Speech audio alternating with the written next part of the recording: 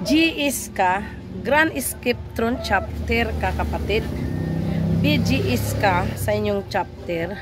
MI, Master Initiator, please lang, turuan nyo ng maayos yung mga baguhan nyo kung paano ang tamang pagkamay. Kapatid, nakakaumay at nakakahiya din minsan na nasa harapan mo na parang mainsulto mo rin sila. May napansin ako, Brad. Ganito ba talaga ang tamang pagkamay?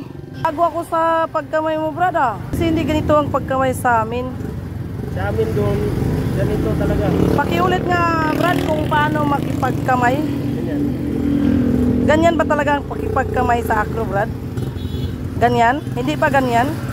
Sa amin dito, mas ganyan. Ganyan? Nakakaiba pala yung acro. Saan galing, Brad?